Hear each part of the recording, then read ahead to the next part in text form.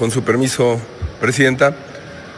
Hay una distancia entre los políticos y los ciudadanos que es intrínseca a la democracia representativa, a la tarea que tenemos por mandato constitucional de ser representantes populares o representantes de una voluntad popular. Hay una incompatibilidad para garantizar que esa representación se sienta, digamos, comúnmente habitada por los ciudadanos. No hay muchas maneras en la historia en las que se haya podido enfrentar con creatividad este asunto. Una de las más notorias quejas, más recurrentes quejas de los ciudadanos es, por un lado, que no corresponden nuestras acciones a nuestras promesas de campaña, y por otro lado es que no hay mecanismos para dar seguimiento a esas promesas de campaña.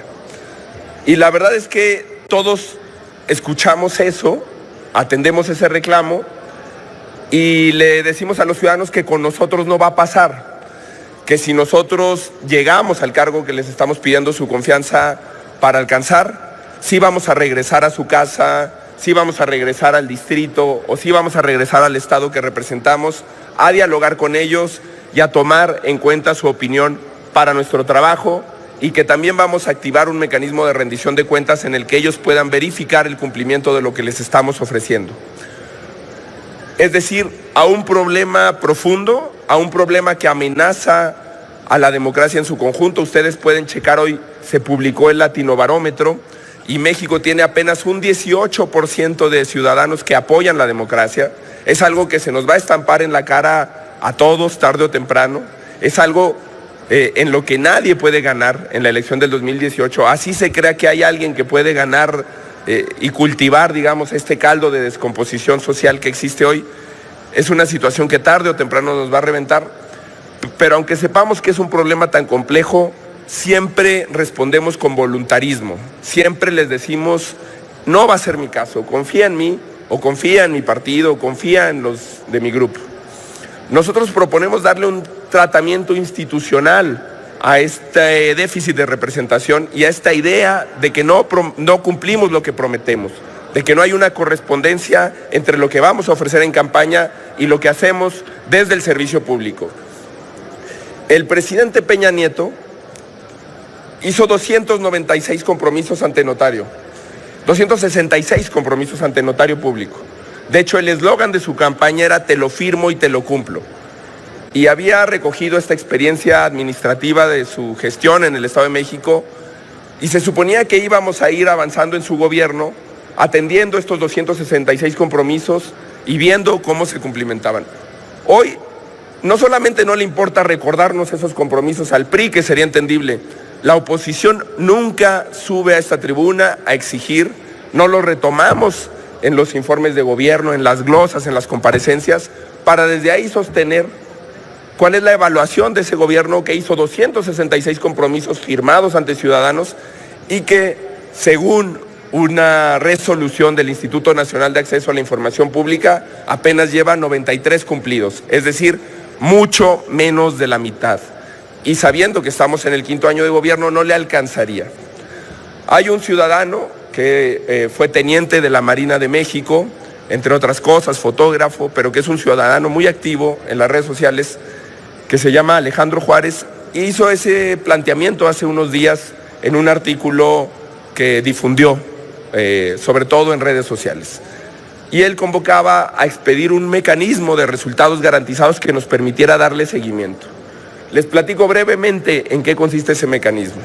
Son 4 pasos que deberíamos de seguir en nuestra relación con los ciudadanos, de acuerdo a un planteamiento teórico de Guillermo O'Donnell. Guillermo O'Donnell dice que los instrumentos de control democrático pueden ser fundamentalmente horizontales, es decir, entre entes institucionales, entre diferentes poderes del Estado, lo cual necesitamos fortalecer en México, pero también habla de los instrumentos verticales en los que interactúan los representantes populares y los servidores públicos con los ciudadanos.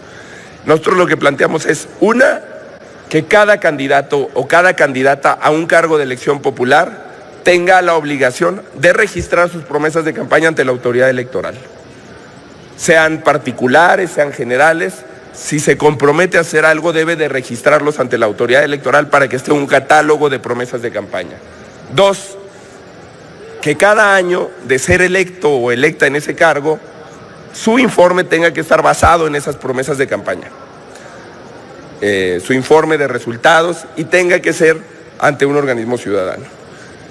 3, que haya la capacidad jurídica y técnica del Instituto Nacional de Acceso a la Información para cuando un ciudadano solicite el informe de avance en las promesas de campaña, se le tenga que dar por parte de la autoridad responsable o del servidor público responsable, es decir, que se tengan las posibilidades de verificar el cumplimiento de las promesas de campaña. Y 4, que es el más interesante, que si el ciudadano no considera satisfechas sus promesas de campaña o las promesas de campaña de su representante popular, pueda activar el mecanismo de ratificación de mandato. Para esto es central atender la discusión sobre la constitucionalidad o no de ratificación de mandato y los argumentos que dio el ministro Saldívar sobre el tema. Él decía, es verdad que México optó por una democracia representativa, pero eso no contraviene los principios y las posibilidades de una democracia participativa. Por lo tanto, si un mecanismo de participación directa de los ciudadanos mejora la calidad de esa democracia representativa, es obligación constitucional del Estado mexicano no solamente respetarlo, sino fomentarlo, fortalecerlo, incorporarlo a la relación pública entre ciudadanos y autoridades. Por eso nosotros, Movimiento Ciudadano me refiero, en donde tenemos la confianza de la gente para gobernar, hemos experimentado esta tesis de que sí es posible preguntarle a la gente sobre la continuidad o no de un gobierno en su encargo. Y desde hace muchos años, desde 2011 en particular, en el caso de Enrique Alfaro en Tlajomulco, y desde que hemos tenido la posibilidad de ser gobierno en la zona metropolitana de Guadalajara y después en varios municipios del estado, hemos aplicado esa ratificación de mandato que centra en el ciudadano la posibilidad de darle continuidad o no a sus gobernantes. Pues eso se debería de extender a todos, basado en este cumplimiento de las promesas de campaña. Bastaría que un grupo de ciudadanos o quienes representamos no se sintieran comprometidos para poderles ir a preguntar y retirar anticipadamente de su encargo a un servidor público que no está dando resultados. El problema general de la política no es ideológico. Por eso es falso que a la gente le espante una alianza u otra en particular. O es falso que a la gente le esté comiendo ansias de quiénes van a ser los candidatos presidenciales o los candidatos en cada distrito en particular.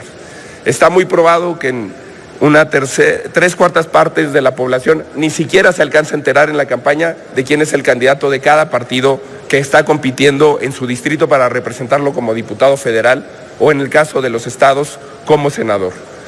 Pero sí hay una insatisfacción derivada de la falta de resultados. Por eso creemos que crear una ley general de resultados garantizados que incorpore mecanismos de vigilancia, de supervisión, de acompañamiento ciudadano a la labor de los servidores públicos sería un hecho que la sociedad saludaría, que modificaría la relación entre gobierno y gobernados y que iniciaría un camino de virtud para reconstruir lo público. Al final de cuentas, la realidad ya nos alcanzó. Hoy, como en la democracia antigua, cada ciudadano tiene un micrófono.